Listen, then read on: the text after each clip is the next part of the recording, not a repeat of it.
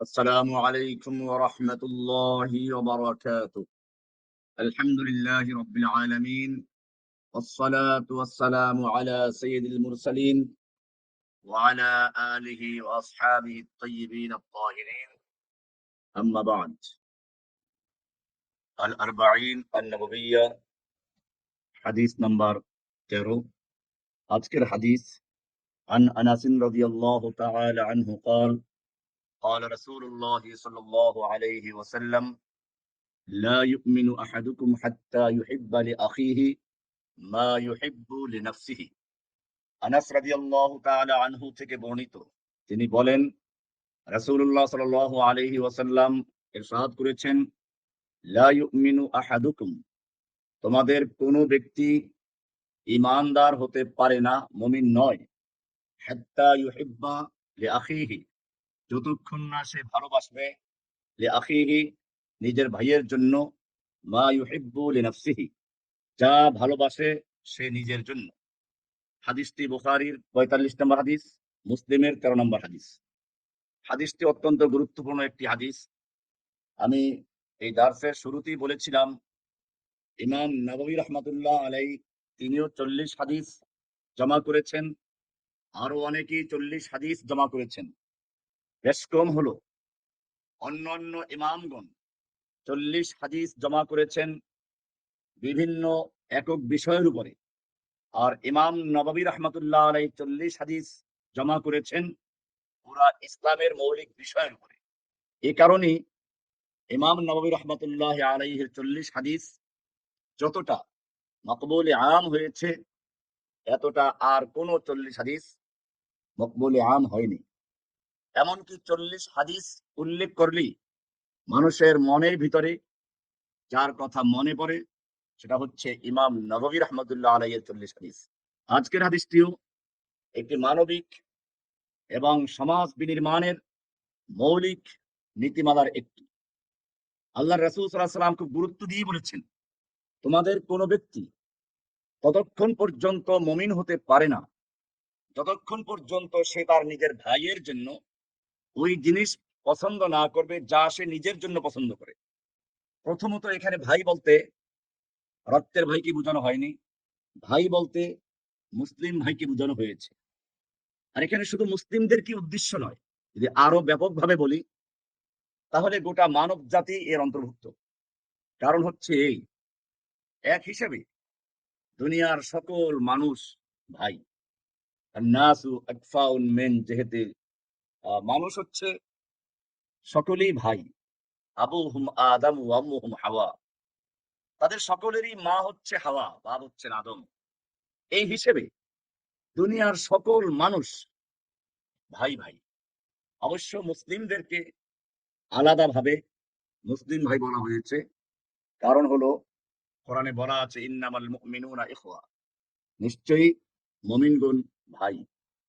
তো এখানে আমরা মুমিনদের বলি বা দুনিয়ার সকল মানুষকেই বলি, এটা সকল মানুষের জন্যই প্রযোজ্য। নিজের জন্য যেটা ভালোবাসবে, অন্যের জন্য সেটা ভালোবাসবে। এটা না করা পর্যন্ত সে মুমিন নয়। এটা হলো হাদিসের মূল অর্থ। এখানে মুমিন নয় বলতে আমরা যারা ব্যাখ্যা করি তারা বলি পূর্ণ মুমিন নয়, অর্থাৎ মূল ঈমান নফি করা হয়নি, বরং ঈমানের পূর্ণতা, কামালকে নফি করা হয়েছে। নাফিউন লিল কামালিল ঈমান। পূর্ণ ঈমান দাবি করা যায় না, ঈমানের ভিতরে ত্রুটি থাকে, কিন্তু যদি কোনো ব্যক্তি এর ব্যতিক্রম করে তাহলে সে কাফের হয়ে যাবে, বিষয়টা এরকম নয়। তাহলে আমরা প্রথমত এখানে যে বিষয়টা উল্লেখ করলাম তা হচ্ছে, এখানে লা ইউমিনু বলতে একেবারেই ঈমানদার থাকবে না, কাফের হয়ে যাবে, বিষয়টা এরকম নয়। বরং এখানে নাফিউন লিকামালিল ঈমান আল ওয়াজিব ওয়া লাইসা নাফিয়ান লিআসলিল ঈমান। এটা কামাল ঈমানের নফি করা হয়েছে, মূল ঈমানের নফি করা হয়নি।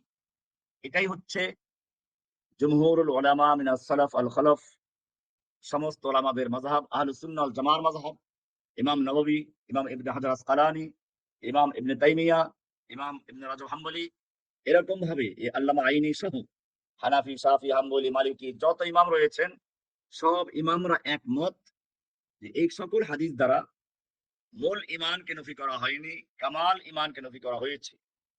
এরকম হাদিস আরো আছে, যেরকম ভাবে বুখারী শরীফের 6016 নম্বর হাদিস, লা ইউমিনু মান লা ইয়ামানু জারুহু বাওয়াইকাহু। ওই ব্যক্তি মুমিন নয় যার অনিষ্ট থেকে তার প্রতিবেশী নিরাপদ নয়, সে মুমিন নয়। তাহলে এখন যদি কেউ তার প্রতিবেশীকে কষ্ট দেয়, সে কাফের হয়ে যাবে? না, মানে হচ্ছে সে পূর্ণ মুমিন নয়, তার ঈমানে ভেজাল আছে, ভেজাল মুমিন। এরকম ভাবে মুসলিম শরীফের 101 নম্বর হাদিস, মান গাশশানা ফালাইসা মিন্না। যে আমাদের ধোঁকা দিল সে আমাদের অন্তর্ভুক্ত নয়। তাহলে যে আমাদের ধোঁকা দিল সে আমাদের অন্তর্ভুক্ত নয়, তার সে কি কাফেরদের অন্তর্ভুক্ত? কাফের হয়ে গেছে? না, কাফের হয়ে গেছে বিষয়টা এরকম নয়। এখানেও পূর্ণ ঈমানকে নফি করা হয়েছে। এমনি ভাবে মুসলিম শরীফের 91 নম্বর হাদিসে বলা হয়েছে, লা ইয়াদখুলুল জান্নাতা মান কানা ফি কলবিহি মিসকাল যাররাতিন মিন কিবর। লা ইয়াদখুলুল জান্নাহ মান কানা ফি কলবিহি মিসকালু যাররাতিন মিন কিবর। সে ব্যক্তি জান্নাতে প্রবেশ করবে না যার অন্তরে এক দাররা বরাবর কিবির আছে, অহংকার আছে। তাহলে অহংকার তো সবার মনের মধ্যেই আছে, তাহলে সে সবাই কি কাফের হয়ে জাহান্নাম যাবে? এরকম ভাবে আরো অনেক হাদিস আছে, লা ঈমান লিমান লা আমানাতা লাহু। সে ব্যক্তি ঈমানদার নয় যার আমানত নাই। এরকম ভাবে লা ঈমানা লিমান বাতা শাবআন ওয়া জারুহু জাই'। সে ব্যক্তি মুমিন নয় যে পেট ভরে খেয়ে ঘুমাইলো অথচ তার প্রতিবেশী ক্ষুধার্ত। এই জাতীয় যতগুলো হাদিস আছে, এই সবগুলো হাদিসই মূল ঈমানকে নফি করা হয়নি, কামালে ঈমানকে নফি করা হয়েছে। মূলত এই হাদিসগুলোর তাৎপর্য হচ্ছে এই বিষয়গুলোর গুরুত্ব বোঝানো, যে একজন মুমিনের শান নয় এই কাজগুলো করা, একজন মুমিনের উচিত নয় এই কাজগুলো করা। এই কাজগুলো কাফেরদের বৈশিষ্ট্য, কাফেরদের চরিত্র, কোন মুমিনের চরিত্র হতে পারে না। এমন ভাবে ধমক দেওয়া, সতর্ক করা, এগুলোকে বলা হয় যাজরান ওয়া তাওবীখান। সতর্ক করা, সাবধান করার জন্য এরকম বলা হয়। মূলত হাকিকত উদ্দেশ্য নয়, মাজাজ উদ্দেশ্য। এগুলো রূপক অর্থে ব্যবহার হয়েছে। নতুবা কোরআনে বলা আছে, ওয়াইন তাইফাতানি মিনাল মুমিনিনা ইকতাতালু। মুমিনদের দুইটা গ্রুপ যদি যুদ্ধে লিপ্ত হয়, কিতালে লিপ্ত হয়, তাহলে এখানে আল্লাহ সুবহানাহু ওয়া তাআলা যুদ্ধে লিপ্ত হওয়া সত্ত্বেও মুমিন বলেছেন, অথচ যুদ্ধ করা মুমিনদের পরস্পর নিজেরা যুদ্ধ করা গুনাহ কাবীরা। তো যদি নাকি কিতাল করলে, গুনাহ করলে তারপরও মুমিন বলা হয়, তাহলে বোঝা গেল এই কিতাল, একটা হাদিস আছে কিতালুল মুমিনে, যে মুমিনদের সাথে যুদ্ধ করা, কিতাল করা, এটাকে কুফর বলা হয়েছে। আবার গালিগালাজকে ফুসুক বলা হয়েছে। তো এগুলোর উদ্দেশ্য হচ্ছে যে ঈমানদার থাকবে, তবে পূর্ণ ঈমানদার নয়। এরকমই একটা হাদিস মুসলিম শরীফ সহ বিভিন্ন কিতাবে আছে, লা ইয়াজনি যানি হিনা ইয়াজনি ওয়া হুয়া মুমিন। একজন জেনাকার, ব্যভিচারী মুমিন অবস্থায় ব্যভিচার করে না। অর্থাৎ যখন সে জেনা করে তখন সে মুমিন থাকা অবস্থায় জেনা করে না, তাহলে সে কাফির হয়ে যায়। ওয়ালা ইয়াসরিকু সারিকু হিনা ইয়াসরিকু ওয়া হুয়া মুমিন। একজন চোর চুরি করে যখন সে মুমিন অবস্থায় চুরি করে না, তাহলে কি কাফির হয়ে যায়? এরকম ভাবে অনেক হাদিসে বলা হয়েছে, এই কাজ করলে মুমিন থাকে না, এটা করলে মুমিন হয় না, কাফের হয়ে যায়, মুমিন থাকে না। এ কারণে খাওয়ারিজ এবং মুতাজিলা এই হাদিসগুলো না বোঝার কারণে তাদের বক্তব্য হচ্ছে গুনাহে কাবিরা করলে ঈমান থেকে বাস্তবিক খারেজ হয়ে যায়। মুতাজিলা এবং খাওয়ারিজ তাদের বক্তব্য হলো, কোন ব্যক্তি যখনই গুনাহে কাবিরা করে বসে সে ঈমান থেকে বের হয়ে যায়। ওই যে লা ইয়াজনি যানি হিনা ইয়াজনি ওয়া মুমিন, জেনাকার যখন জেনা করে সে মুমিন অবস্থায় জেনা করে না, তাহলে কি হবে? মুমিন থেকে বের হয়ে গেলে সে কোথায় যাবে? মুতাজিলা বলে বের হয়ে গেছে, খাওয়ারিজ বলে বের হয়ে গেছে। তবে মুতাজিলা বলে ঈমান থেকে বের হয়ে গেছে, কাফেরে ঢুকে যায় নাই। মানজিলাতুন বাইনাল মানজিলাতাইন। তারা ঈমান এবং কুফরের মাঝে একটা মধ্যবর্তী অবস্থান বিশ্বাস করে। অপরদিকে খাওয়ারিজদের বিশ্বাস হলো, যখন কোন ব্যক্তি গুনাহে কাবিরা করলো, ঈমান থেকে বের হয়ে গেল, বের হয়ে যাওয়ার পরে তার আর কোনো রাস্তা নাই, সে সরাসরি কাফের হয়ে যাবে। কারণ কোরআনে বলা আছে, ফামান শাআ ফালিউমিন ওয়া মান শাআ ফালিয়াকফুর। যে চায় সে মুমিন হোক, যে চায় কাফের হোক, রাস্তা দুইটা, ইম্মা শাকিরা ওয়া ইম্মা কাফুরা। হয়তো কৃতজ্ঞ, না হলে অকৃতজ্ঞ, হয়তো মুমিন না হলে কাফের। সহজ হিসাব। এরা মূলত এই হাদিসগুলো দিয়ে এবং ওই আয়াতগুলো দিয়ে দলিল পেশ করে। আমাদের সমাজেও আমি যেটা বারবার বলি, আলেমদের সংস্রব যারা পায়নি, ওই যে যারা কোন ইমাম মাহমুদ অমুক তমুকের খপ্পরে পড়ে যায়, কোরআন সুন্নাহর গভীর ইলম না রাখে, এদেরও শোনা যায় যে গুনাহে কাবিরা করলে কাফের হয়ে যায়। এটা খাওয়ারিজদের আকীদা, আহলুস সুন্নাহ ওয়াল জামার আকীদা নয়। আহলুস সুন্নাহ ওয়াল জামার আকীদা হচ্ছে ওয়ালা নুকাফফিরু আহাদান বিযামবিন, আমরা কাউকে গুনাহে কাবিরা হোক সাগীরা হোক কোন গুনাহের জন্য তাকফীর করব না, কাফির বলে আখ্যায়িত করব না, মা লাম ইস্তাহিল, যতক্ষণ পর্যন্ত হালাল মনে না করবে। অর্থাৎ যদি কোনো ব্যক্তি জেনা করে, সে গুনাহ কবিরা করলো, যে হারাম মনে করেই করে, কিন্তু যদি এটাকে হালাল মনে করে তাহলে সে মুস্তাহিল হওয়ার কারণে কাফের হয়ে যায়। আল্লাহর হারামকে হালাল মনে করার কারণে কাফের হয়ে যায়, জেনা করার কারণে কাফের হয় নাই। ইবলিস আদমকে সেজদা না করার কারণে কাফের হয় নাই, বরং সেজদা না করে সে আল্লাহর হুকুমের বিরুদ্ধে, আল্লাহর বিধানের বিরুদ্ধে যুক্তি পেশ করে সে কাফের হয়েছে, আল্লাহর হুকুমকে অস্বীকার করে সে কাফের হয়েছে। কাজে মনে রাখতে হবে যে এই জাতীয় যতগুলো হাদিস আছে এর মানে এই নয় যে সব কাফের হয়ে গেছে। এরকমই একটি বিষয় হচ্ছে গণতন্ত্র, আমাদের সমাজে রাজতন্ত্র, সমাজতন্ত্র।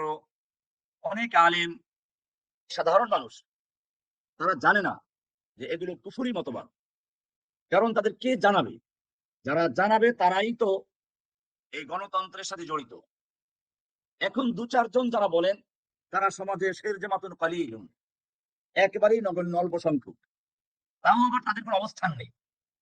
তাহলে এই দু চারজন লোকে বলে, অপরদিকে লক্ষ আলেম একসাথে এক কণ্ঠে গণতন্ত্রের জন্য ভোট চায়, নিজেরা নির্বাচন করে।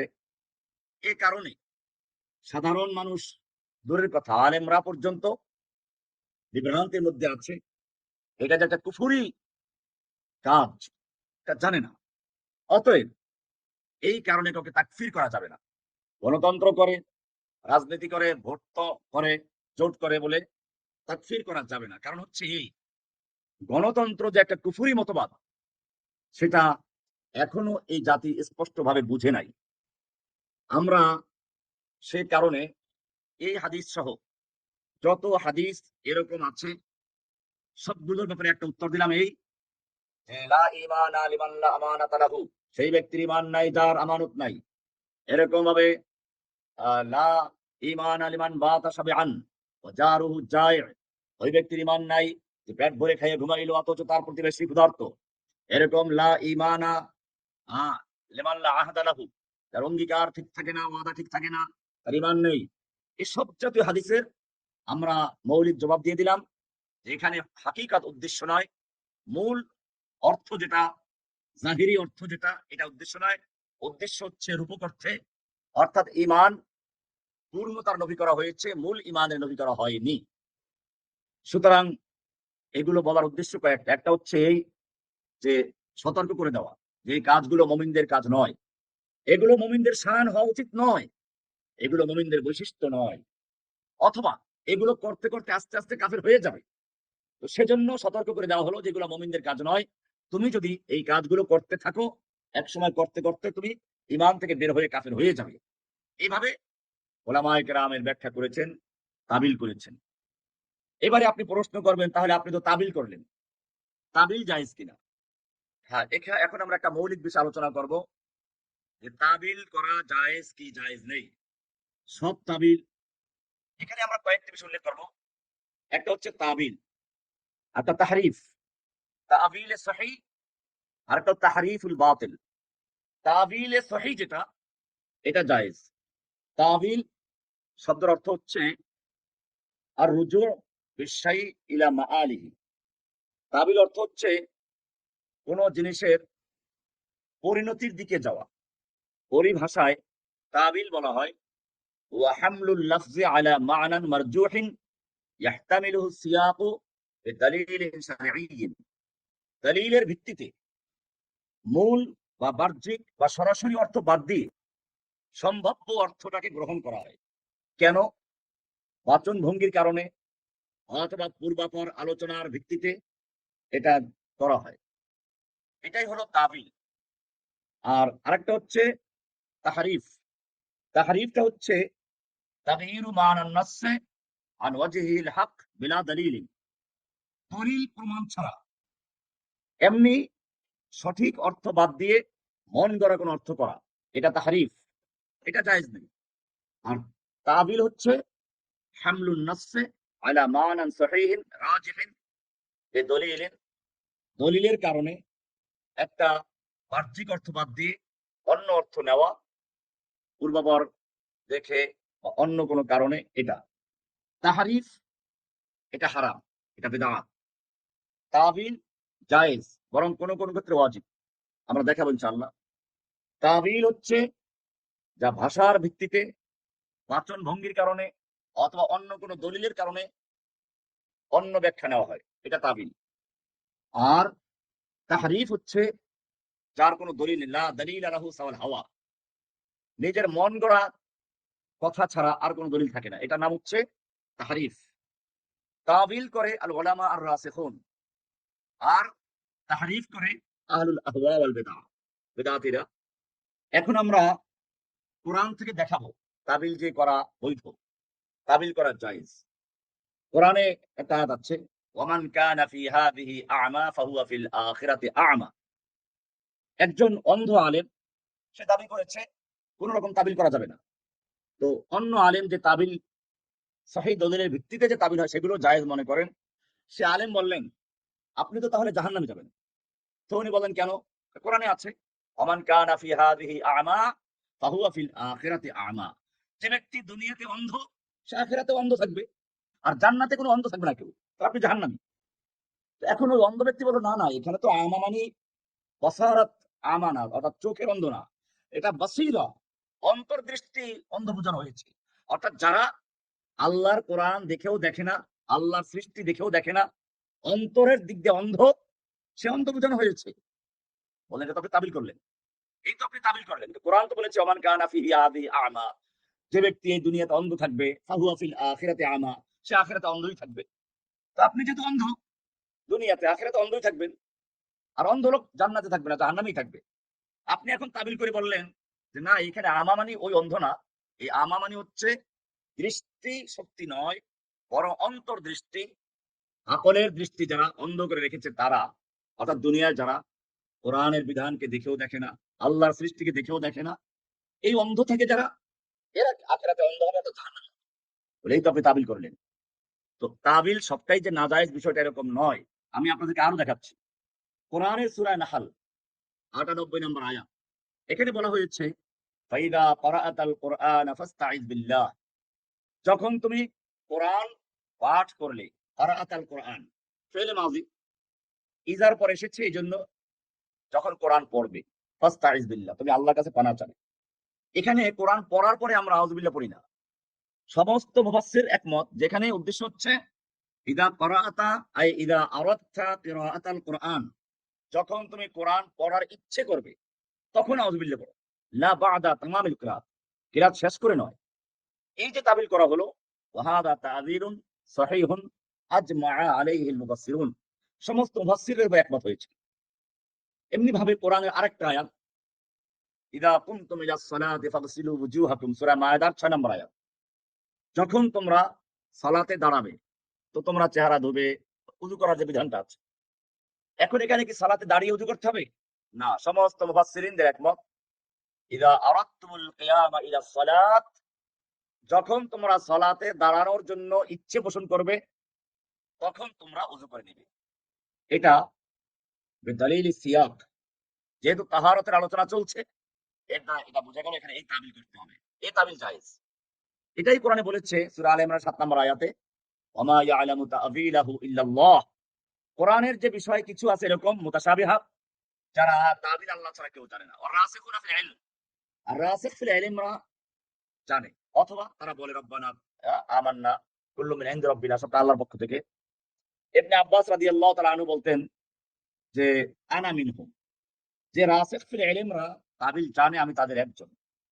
এছাড়া আল্লাহর রাসূল সাল্লাল্লাহু আলাইহি ওয়াসাল্লাম ইবনে আব্বাস রাদিয়াল্লাহু তাআলা আনহুর জন্য দোয়া করেছেন ইলমুত তাবিল শিক্ষার জন্য। হাদিসটা মুসনাদে আহমদ, তাবারানী সহ বিভিন্ন কিতাবে আছে। এটাকে মুহাদ্দিসিন সহিহ বলে আখ্যায়িত করেছেন। আর ইবনে আব্বাস রাদিয়াল্লাহু তাআলা আনহু قال ضمني رسول الله صلى الله عليه وسلم الى صدره, ইবনে আব্বাস রাদিয়াল্লাহু তাআলা আনহু বলেন, আমাকে আল্লাহর রাসূল সাল্লাল্লাহু আলাইহি ওয়াসাল্লাম তার সিনার সঙ্গে বুকের সঙ্গে মিলিয়ে নিলেন, চেপে ধরলেন। এরপরে বললেন, আল্লাহুম্মা আল্লিমহুল কিতাব, আল্লাহ তুমি তাকে কিতাবের ইলম শিক্ষা দাও। আরেক riwayat আসছে, আল্লাহুম্মা ফাক্কিহহু ফিদ-দীন ওয়া আল্লিমহু আত-তা'বিল, আল্লাহ তুমি তাকে দ্বীনের ফিকহ দান করো এবং তাবিল দান করো, তাবিল শিক্ষা দাও। এখানে ইবনে আব্বাস রাদিয়াল্লাহু তাআলা আনহুর জন্য আল্লাহর রাসূল সাল্লাল্লাহু আলাইহি সাল্লাম তাবিল শিক্ষা দেওয়ার জন্য আল্লাহর কাছে দোয়া করলেন। তাহলে বুঝা গেল যে তাবিল একটা হচ্ছে সহিহ, যেটা জায়েজ, সেটা হলো হামলুন নাসরে আলা মা'নান মুহতামালিন বিদালিলিন শারঈয়্যিন মু'তামারিন, শরঈ গ্রহণযোগ্য দলিলের ভিত্তিতে সম্ভাব্য কোনো মানা অর্থ নেওয়া, এটা বৈধ, এটা জায়েজ। সেটা হতে পারে একটা আয়াতকে আরেকটা আয়াতের ভিত্তিতে তাফসীর করা, অথবা কোনো হাদিসের ভিত্তিতে, অথবা লুগাবি মানার ভিত্তিতে, অথবা ফাহমুস সালাফ, সালাফরা যেভাবে বুঝেছেন সেই ভিত্তিতে। মূলত এ কারণেই ফাহমুস সালাফের গুরুত্ব আছে। সালাফরা যেভাবে বুঝেছেন সেভাবে বুঝা। যদি সালাফদেরকে অনুসরণ না করা হয়, তাহলে আপনি যেটা বুঝবেন মন গড়া, এটাই আপনি বলে দিলেন, দেখা যাবে যে একটা উম্মাহ গুমরাহের দিকে চলে যাবে। এ কারণে যেটা সহিহ তাবিল, এটা জায়েজ আছে। এটাই হলো সালাফদের মানহাজ। তারা শরঈ তাবিলকে গ্রহণ করেছেন। সালাফরা বিভিন্ন তাবিল করেছেন, সব তাবিলকে বর্জন করেন নাই। অবশ্য কিছু তাবিল আছে এরকম যে তাবিলগুলো তাবিল নয়, তাহরিফ। সেটা হচ্ছে এমন ভাবে তাগয়িরুল লফজ আও মা'নাহু বিলা দালিলিন শারঈয়্যিন, কোন শব্দের বা কোন শব্দের অর্থের মানাকে বিগড়িয়ে দেওয়া, বিকৃত করা কোন শরঈ দলিল ছাড়াই, অথবা কোন শব্দের মানা বাতিনি মানা নেওয়া, যা লফজের জাহির বাতিন কোনটাই অন্তর্ভুক্ত নয়। এগুলো সাধারণত বেদাতীরা করে থাকে, কাদিয়ানী, বাতিনি ফিরকা, জাহমিয়া ফিরকা, এরা করে থাকে। আপনি দেখবেন আমাদের সমাজে এখন যে সকল কিতাবের ব্যাপারে সমস্ত ওলামায়ে কেরাম একমত, কিতাবুল ফিরদাউস একটা কিতাব, আপনি ইমাম ইবনে হাজার আসকালানী, ইমাম যাহাবী, এরকম যত মুহাদ্দিসিনে কিরাম সহিহ এবং অন্যান্য গায়রে সহিহ হাদিসের পার্থক্যের ইমাম যারা, সব ইমাম একমত যে কিতাবুল ফিরদাউস নামে যে কিতাব, এটা ভিত্তিহীন, এটা জাল জয়ীফের ছড়াছড়ি, মিথ্যা হাদিসের ছড়াছড়ি। আবার কিছু ভালো হাদিস আছে, বেশিরভাগই জাল জয়ীফ সনদবিহীন উল্লেখ করা হাদিস। এটা বর্জন করেছে সবাই। আপনি দেখবেন এখন শয়তান, তালবিস ইবলিস, আমাদের দাওয়াত প্রাপ্ত যারা একসময় তাওহীদ বুঝেছিল, যাদের বক্তব্য ছিল কোরআন এবং সহিহ হাদিস ছাড়া মানি না, এখন তারা, শয়তান তাদেরকে শিখিয়ে দিল, তারা কিতাবুল ফিরদাউসের দলিল পেশ করে। এখন ইমাম মাহমুদ বের হয়ে গেছে। আমি ওই সকল ভাইদেরকে বলতে চাই, হাদিস পড়তে জানে না, এরা আবার আমার ভুল ধরা শুরু করেছে। তো সমস্যা নেই, আমি মানুষ, আমার ভুল হতেই পারে। কিন্তু তোমাদেরকে বলি, তোমরা যে এই কিতাবুল ফিরদাউসের অনুসরণ করছো, এই কিতাবুল ফিরদাউস কোন মুসলমানদের লেখা নয়, এটা হচ্ছে শিয়াদের লেখা, রাফিজিদের লেখা। এগুলো হচ্ছে ইসলামকে চরমভাবে ক্ষতি করার জন্য বাতিনি ফিরকার লেখা। এই বাতিনি ফিরকারি দাবি হচ্ছে ইলহাম হয়, ওহী হয়, তাদের উপরে শয়তান নাজিল হয়, এই শয়তানরা ওহী করে। তোমরা শয়তানের খপ্পরে পড়েছো, ফিরে আসো। এটা তাবিল নয়, এগুলো হচ্ছে তাহরিফ। কোরআনের আয়াত, গোলাম মাহমুদ কাদিয়ানী বলতো, কোরআনের বিভিন্ন আয়াতকে তাহরিফ করে আল্লাহর নবীকে বলছে ইয়া আইয়ুহান নাবিয়্যু, ওইখানে সে নিজের নাম লাগিয়েছে, হে গোলাম আহমদ তোমাকে বলছি। তোমরাও তো একই কাজ করা শুরু করেছো। সত্য মিথ্যা তালগোল পাকিয়ে দেওয়া হচ্ছে। গাজওয়াতুল হিন্দের হাদিস আছে, এটা আমি অনেক আগেই লেকচার দিয়েছি তোমাদের 14 গোষ্ঠী জন্ম হওয়ার আগেও। ইসাবাতানি আহরাজাহুমাল্লাহু মিনান নার, আমার উম্মতের দুটো দল, যাদেরকে আল্লাহ তাআলা জাহান্নামের আগুন থেকে হেফাজত করেছেন, মুক্ত রাখবেন। একটা হচ্ছে ইসাবাতুন তাগজুল হিন্দা, একটা হচ্ছে ইসাবা যারা হিন্দুস্তানে যুদ্ধ করবে, ওয়া ইসাবাতুন তাকুনু মা ঈসা ইবনে মারইয়াম, আর একটা হচ্ছে তারা যারা ঈসা ইবনে মারইয়ামের সঙ্গী হয়ে দাজ্জালের বিরুদ্ধে লড়াই করবে। এটা সহিহ হাদিস। কিন্তু এখানে বলা নাই যেখানে ইমাম মাহমুদ থাকবে, সে হিন্দুস্তানে যুদ্ধ করবে। এই নামগুলো যুক্ত করেছে শিয়ারা, এই নামগুলো যুক্ত করেছে বিভিন্ন বাতিনি ফিরকারা, যুগে যুগে যারা ইসলামের মৌলিক ধারাকে, মূল স্রোতকে ক্ষতিগ্রস্ত করার জন্য ইহুদি খ্রিস্টানদের পা চাটা গোলাম হয়ে তাদের নীল নকশা বাস্তবায়ন করার জন্য বিভিন্ন ফিতনা ছড়িয়েছে, মুজাহিদিনদেরকে জবাই করেছে। সালাহউদ্দিন আইয়ুবী রাহমাতুল্লাহ ইতিহাস পড়ুন, সে সময় হাসান ইবনে সাব্বাহ একটা ভণ্ড, একটা প্রতারক, সে কি কাণ্ড করেছিল আপনারা জানেন। হাসান সাব্বাহ একদিন একটা পানি জাহাজে যাচ্ছে, আমাদের যখন বরিশালের জাহাজে যাই, এরকম জাহাজে করে যাচ্ছে, হঠাৎ করে তুফান শুরু হয়ে গেল, জাহাজটা একেবারে ওলট পালট হতে লাগলো, যে কোনো মুহূর্তে ডুবে যেতে পারে। লোকেরা কান্নাকাটি শুরু করে দিল। হাসান সাব্বাহ বলল, এই তোমরা দাঁড়াও, কোনো চিন্তা করো না, আমার সঙ্গে আল্লাহর সঙ্গে এই মাত্র কথা হয়েছে, এই জাহাজ ডুববে না, এই জাহাজ ডুববে না, তোমরা নিরাপদে থাকবে। ঘটনাক্রমে জাহাজ আসলে ডুবে নাই। এখন ওনার সঙ্গে যে ওনার বিশেষ যারা সহচর যারা, তারা তো জানে এই ভণ্ডামি, তো বলে, এই তুমি যে বললা তোমরা সাবধান, আল্লাহর সঙ্গে আমার সরাসরি কথা হয়েছে, এই জাহাজ ডুববে না, এটা কি করে বললা তুমি, যদি ডুবে যেত? হাসান সাব্বাহ বলল কি জানেন, আরে বেটা, ডুবে গেলে তো সবাই মরে যাবে, তাহলে আমাকে কেউ ধরতে পারবে? আর যদি ডুবে না যায় তাহলে আবার কেরামত বের হয়ে গেল, ডুবে গেলে তো সবাই মরে গেল, আমাকে কেউ জিজ্ঞেস করতে পারবে না তুমি ভুল মিথ্যা বলেছিলা, তোমার ভবিষ্যৎ ঠিক হয় নাই, সবাই মরে গেছে। আর যদি আমার কথা ঠিক হয়ে যায়, বেঁচে যায়, তাহলে আমার কেরামত বেড়ে গেল। যুগে যুগে হাসান সাব্বারা ছিল, এখনো আছে। শয়তান, হাদিসে আছে এটা, ইসতিরাতুস সামা, আসমানে একের পর এক গিয়ে ফেরেশতাদের পরামর্শ কান লাগাই শুনে, এরপরে ফেরেশতারা পাথর ছুঁড়ে মারে, আগুন ছুঁড়ে মারে। ওই যে ওয়াস-সামাই ওয়াত-তারিক ওয়া মা আদরাকা মাত-তারিক আন-নাজমুস সাকিব, ওই সূরাটার সামনে নজুলটা পড়বেন। শয়তানরা একের পর এক দাঁড়াইয়া তারপরে ফেরেশতাদের পরামর্শ শুনতে চাই, ওখান থেকে একটা শুনে এসে তারপরে এই যে মাহমুদ মার্কা লোক যারা, ওহিনাজরের কাদিয়ানি, এই আসাদ আনাসি, মুসাইলামা কাজ্জাব, যত ভণ্ড আছে, এই সবগুলোর কাছে শয়তানরা এসে ওহী করে। কোরআনে আছে, ওয়া ইন্না শায়াতিনা লা ইউহুনা ইলা আউলিয়াইহিম, শয়তানরা তাদের ওলিদের কাছে ওহী করে। তো ওই যে ওহীগুলো করে, সেখানে ওই যে দুই একটা ফেরেশতাদের থেকে শুনে আসে, ওটা সঠিক হয়, ওইটার সাথে আরো 10টা মিলিয়ে ভবিষ্যৎবাণী করে, 10টা বললে 5টা এমনি ঠিক হয়ে যাবে। তাদের মুরিদরা প্রচার করে, এই যে আমাদের পীর সাহেব হুজুর ভবিষ্যৎবাণী করেছিলেন, এটা হবে, ওটা হবে, এটা হয়ে গেছে। আর যেটা মিথ্যা হয়েছে ওটা আর প্রচার করে না। আপনারা দেখবেন অনেক বিষয় এরকম পাবেন আপনারা। তো যাই হোক, ভবিষ্যতের ইলম একমাত্র আল্লাহ সুবহানাহু ওয়া তাআলা জানেন। ইলম তাকওয়িনি, আল্লাহ তাআলা এটা বান্দার থেকে গোপন রেখেছেন। এই কারণেই মুসা আলাইহিস সালামকে আল্লাহ তাআলা বললেন, যাও, ওই যে মাজমা আল বাহরাইনে গেলেন, সেখানে বলা আছে, ফাওয়াজাদা আবদাম মিন ইবাদিনা, আমার বান্দাদের থেকে একজন বান্দাকে পেল। আবদাম মিন ইবাদিনা, এখানে আব্দে সালেহের নাম উল্লেখ করে, খেজের বলি আমরা, ঠিক আছে, বিভিন্ন তাফসীরে কিতাব আছে খাজার, খেজের, খদের, আমাদের ভারতবর্ষী লোকেরা বলে খোয়াজ খেজের, আসলে খাজা খেজের, আর কেউ তো লিখছে খোয়াজ হয়ে গেছে। তো যাই হোক, এখানে দেখেন মুসা আলাইহিস সালাম একজন নবী, তারপরেও তাকে পাঠানো হলো কার কাছে?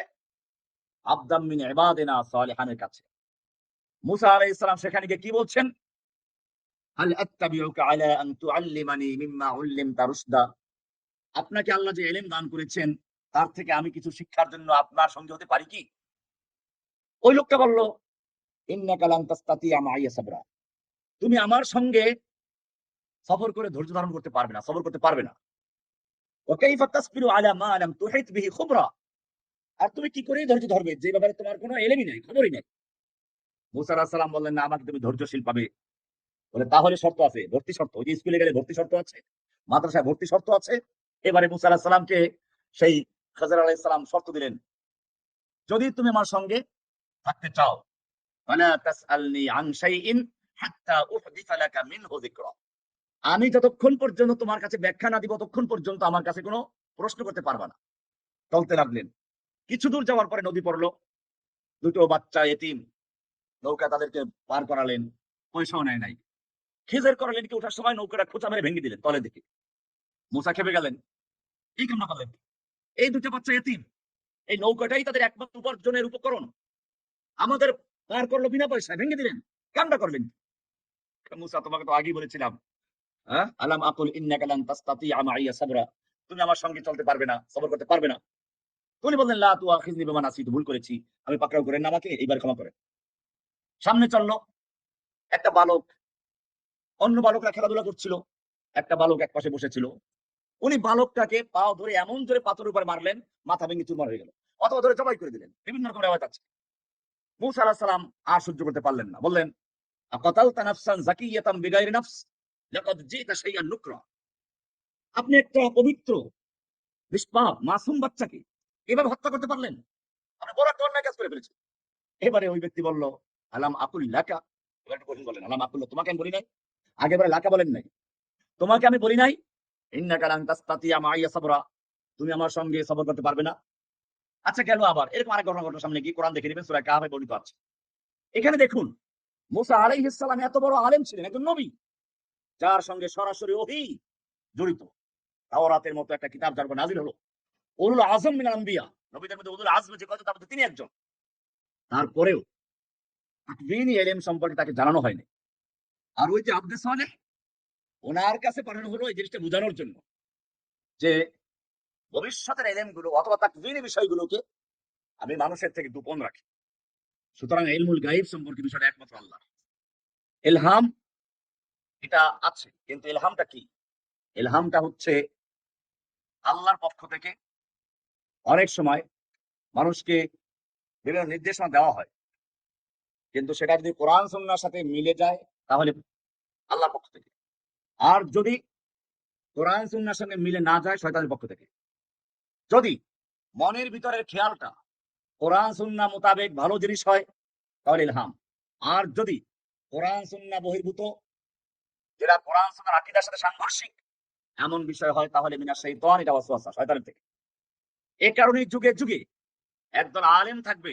আল্লাহ রাসূল সাল্লাল্লাহু আলাইহি ওয়াসাল্লাম বলেছেন, ইয়াহমিলু হাযাল ইলমা মিন কুল্লি খালাফিন উদুলুহু ইয়ানফুনা আনহু তাহরিফাল গালিন ওয়া ইনতিহালাল মুবতিলিন ওয়া তা'ভিলাল জাহিলিন।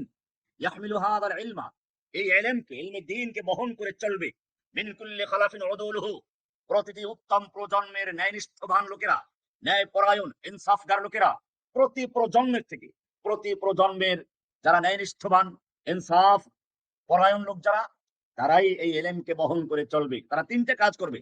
ইয়ানফুনা আনহু তাহরিফাল গালিন, যারা গুলু করে, যারা বাড়াবাড়ি করে, এবং সেই বাড়াবাড়ি করতে গিয়ে আল্লাহর কালামকে, রাসূলের হাদিসকে যারা তাহরিফ করে, বিকৃতি করে, তাদের সেই তাহরিফকে যারা প্রতিহত করবে।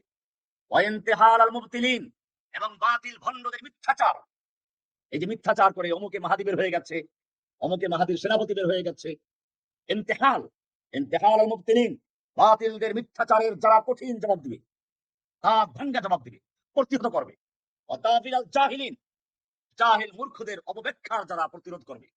যুগে যুগে যখনই এই তাহরিফ, তাবিল, ইন্তেহাল করেছে, তখনই ইমাম আবু হানিফা রাহমাতুল্লাহ আলাইহির মতো লোক দাঁড়িয়ে গেছে, ইমাম ইবনে তাইমিয়ার মতো লোক দাঁড়িয়ে গেছে, ইমাম মালিক, ইমাম আহমদ বিন হাম্বল, এরকম লোক দাঁড়িয়ে গেছে যারা বাতিল ভণ্ড বেদাতি এবং এই সমস্ত দলিলগুলোর সঠিক জবাব দিয়েছে।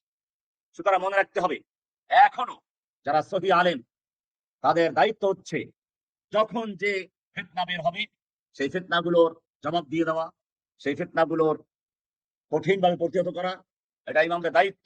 বর্তমান সমাজে অনেক ফিতনা বের হয়েছে, এই ফিতনাগুলোর আমাদেরকে প্রতিহত করতে হবে। এটাই হচ্ছে এই হাদিসের তাৎপর্য। যে হাদিসটা আমি বললাম, মিশকাতে পাবেন, কিতাবুল ইলমে আছে। তাছাড়া আল জামিউল আখলাক, আদাবুর রাবি ওয়াস আদাবুস সামির ভিতরে আছে, বাইহাকির ভিতরে আছে, ইবনে আব্দুল বারের জামে বায়ানুল ইলমের ভিতরে আছে। ইমাম নববী এটাকে মুসলিমের মুকাদ্দামা উল্লেখ করেছেন, সহিহ বলেছেন।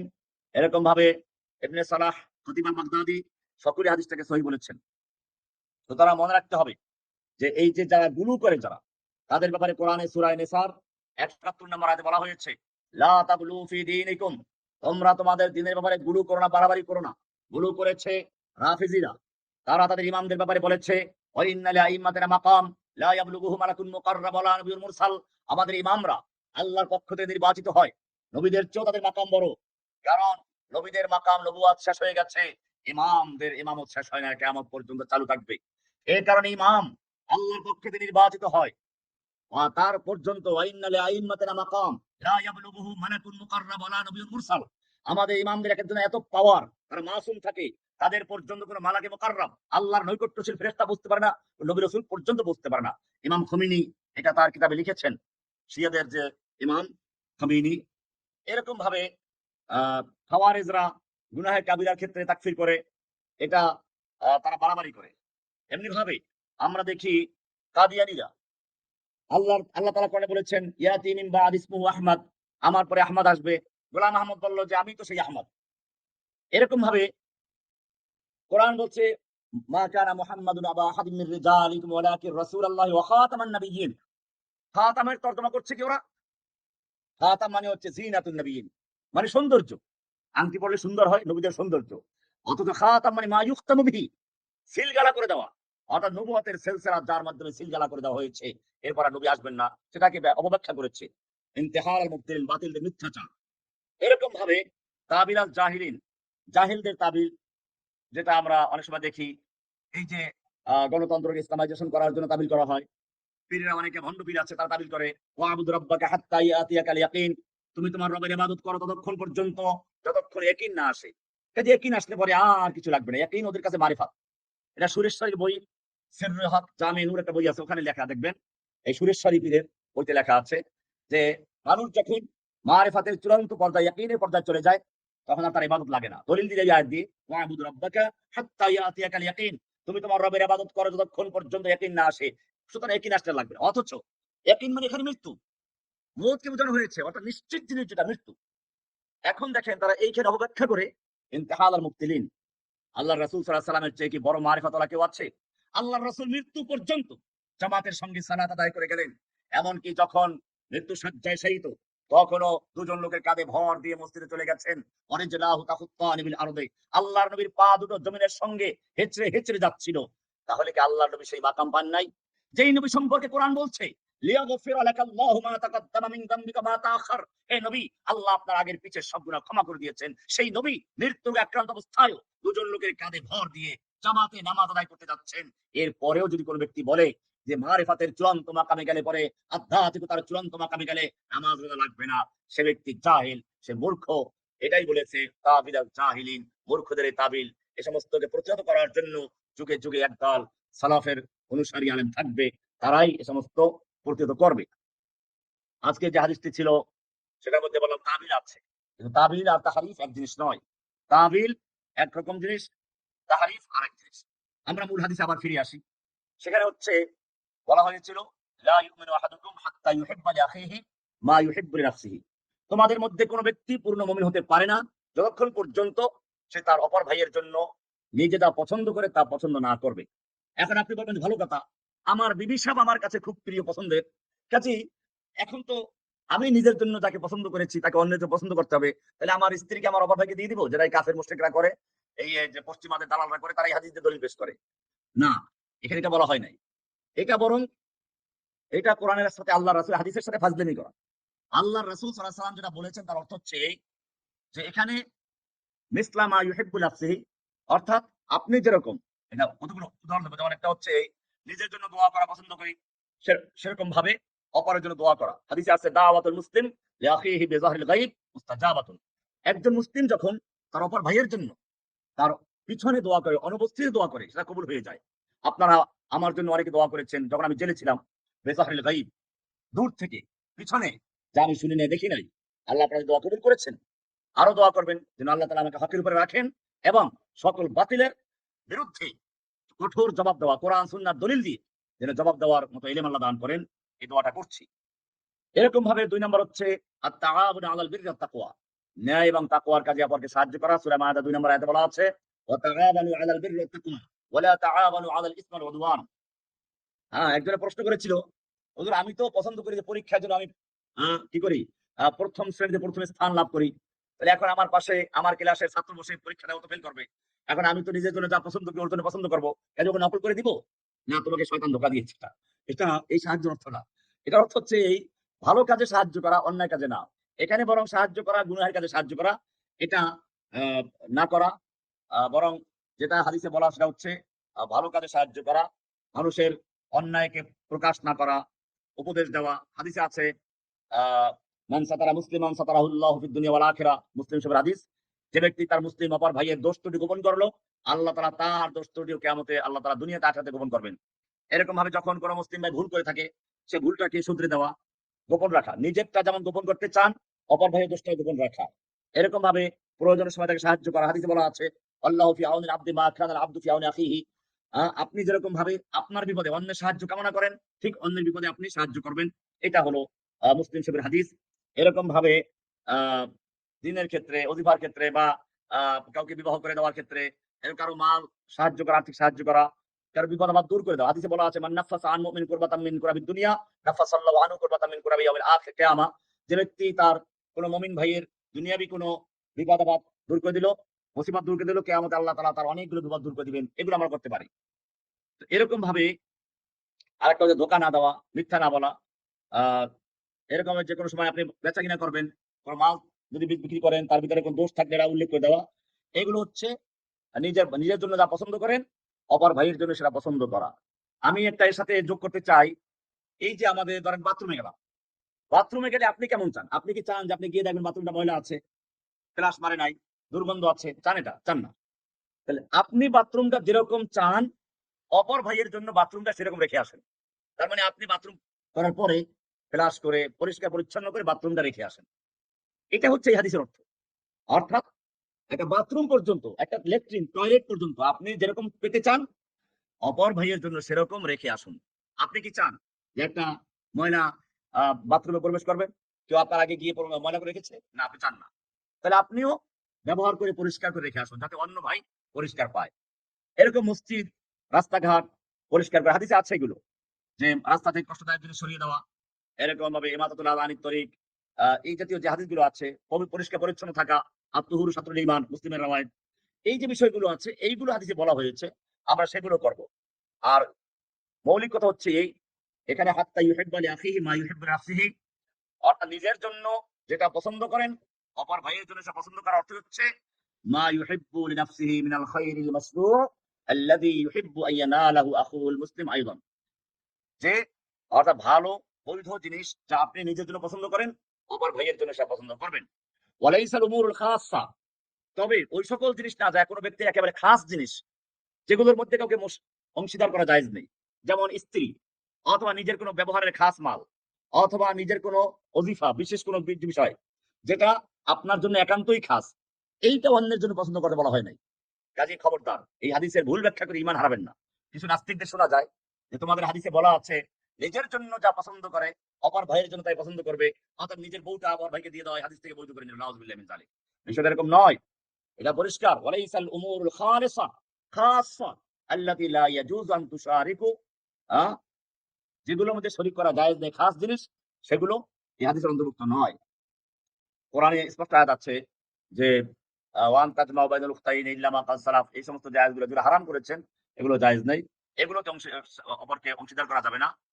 এই কারণে এই হাদিসের মধ্যে কোন জিনিসগুলো আসবে, কোনগুলো আসবে না, এইজন্য আমি একটা মূল নীতি আপনাদেরকে বলে দিচ্ছি। তা হচ্ছে এই যে যেগুলো অন্তর্ভুক্ত হবে সেগুলো হচ্ছে মাহাব্বাতুল খায়রুল আম, যেগুলো সাধারণ জিনিস ভালোবাসার, যেমন ইলম, পরীক্ষা পাস করা, হালাল উপার্জন করা, নেক কাজ করা, সুস্থ থাকা, তৌফিক পাওয়া, ক্ষমা পাওয়া, দোয়া, অপর ভাইয়ের ইসলাহ, রিজিক, এগুলোর জন্য দোয়া করা, হেদায়েতের জন্য দোয়া করা, এরকম ভাবে সফলতার জন্য দোয়া করা, এগুলো হচ্ছে এই হাদিসের উদ্দেশ্য। এই হাদিসের উদ্দেশ্য এটা নয় যে হারাম কাজে আপনি কাউকে সহযোগিতা করবেন। যেমন আপনার স্ত্রী দিয়ে কাউকে ভালোবাসা, আপনি ভালোবাসেন স্ত্রীকে, তা সাহায্য করেন, তা না। এরকম ভাবে অন্যান্য যে জিনিসগুলো আছে সেগুলো এর অন্তর্ভুক্ত হবে না। এ হলো মৌলিক বিষয়। সুতরাং কামালে ঈমান, ঈমানের মৌলিক কামালতের একটা অংশ হচ্ছে এই যে নিজের জন্য যা ভালোবাসবে, অপরের জন্য তা ভালোবাসবে। সেটা হচ্ছে যেগুলো উমুরে মুবাহাত, বৈধ জিনিসগুলো। আর যেগুলো খাস জিনিস, সেখানে কাউকে শরীক করা যাবে না। এরপরে আমরা এখন যে বিষয়টা বলবো সেটা হচ্ছে এই যে বর্তমান সময়ে ঈদের মৌসুম চলছে। এখানে আমরা কি করব? নিজের জন্য ভালোবাসি এই যে আমার সন্তানগুলো ভালো কাপড় পরুক, ভালো খাবার খাক। এরকম ভাবে আপনার প্রতিবেশী, পাড়া প্রতিবেশী যারা আছে, তাদের সন্তানদেরকেও কাপড়-চোপড় দেওয়া, ঈদের নতুন কাপড় দেওয়া, তাদেরকে খাবারের একটু ভালো ব্যবস্থা করে দেওয়া, এই কোরবানিতে অংশ গোশত মাংস দিয়ে দেওয়া, সাহায্য করা। এগুলো হচ্ছে আ যেটা হাদিসের অন্তর্ভুক্ত। এরকম খাদ্যের মধ্যে অংশগ্রহণ করা, আ ভালো জিনিস দান করা, দোয়া করা, যে জিনিসগুলো আমরা বললাম আজকের, এটাই হলো এই হাদিসের মূল উদ্দেশ্য। যে লা ইউমিনু আহাদুকুম হাত্তা ইউহিব্বা লিআখিহি মা ইউহিব্বু লিনাফসিহি। তোমাদের মধ্যে কোন ব্যক্তি পূর্ণ মুমিন হতে পারে না যতক্ষণ পর্যন্ত সে তার অপর ভাইয়ের জন্য ওই জিনিস পছন্দ না করবে যা সে নিজের জন্য পছন্দ করে। আল্লাহ সুবহানাহু ওয়া তাআলা আমাদের সকলকে বিষয়গুলোকে বুঝার এবং আমল করার তৌফিক দান করুন। আমিন।